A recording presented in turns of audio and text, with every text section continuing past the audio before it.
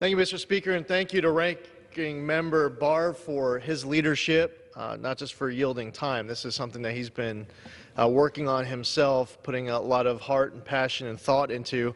I'd like to thank Congressman David Scott for his incredible leadership on this important bipartisan effort. He laid it out so eloquently just now, the many aspects of not just this issue, but the need to fight for veterans.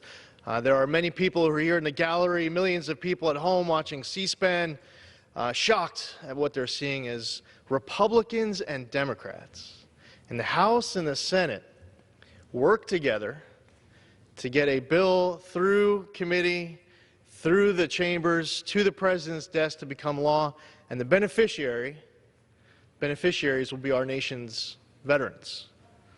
I rise today to urge passage of H.R. 1988, the Protecting Affordable Mortgages for Veterans Act. It provides more than a technical fix, and it's important for recently issued loans refinanced by the Department of Veterans Affairs to remain eligible for the secondary market.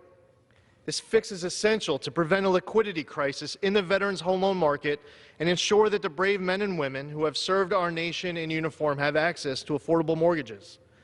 Through passage of this bill, we can ensure the VA home loans are not adversely impacted by issues in the veterans' mortgage market created by the unintended consequences of Senate Bill 2155.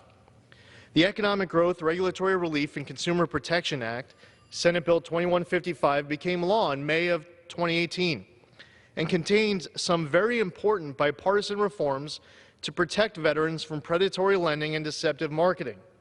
These provisions are essential to protect the VA home loan market, but unclear timelines laid out in the legislation and the way that Ginnie Mae chose to implement the requirements of the new law have left an estimated 2,500 or more VA home loans boxed out of the secondary market.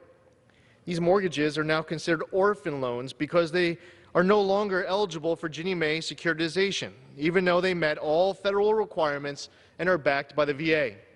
This bill would prevent a government-triggered liquidity crisis in the VA mortgage market by fixing this problem and restoring eligibility for these orphan loans. Addressing this issue ensures that veteran homeowners or prospective homebuyers who have earned access to the VA home loan program through their military service aren't hurt by a fluke in Senate Bill 2155. Without this bill, potential damage to the overall VA home loan market is likely because VA lenders may have to sell or finance these orphan mortgages at a loss. This would have a negative impact on the brave men and women who have served our country and deserve a path to home ownership in order to achieve the American dream.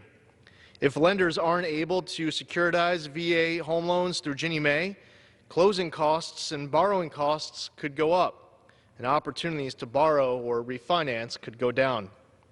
Mr. Speaker, veterans have some of the lowest default and foreclosure rates in the nation, and they've earned access to VA home loans through their selfless service to our country. Even one VA home loan negatively impacted by a minor mistake is one too many when it comes to giving our veterans access to home ownership. That is why we must pass this bipartisan bill and send it to the President's desk to become law as soon as possible. I want to again thank my lead bipartisan co-sponsors, Congressman David Scott and Andy Barr, Mike Levin. Thank Chairwoman Waters for her effort, and Ranking Member McHenry. This was a true bipartisan effort from the committee, and everyone came together, worked together to get to this important point, a huge bipartisan bicameral win coming for our nation's veterans. I urge adoption of this important bipartisan bill, and I yield back.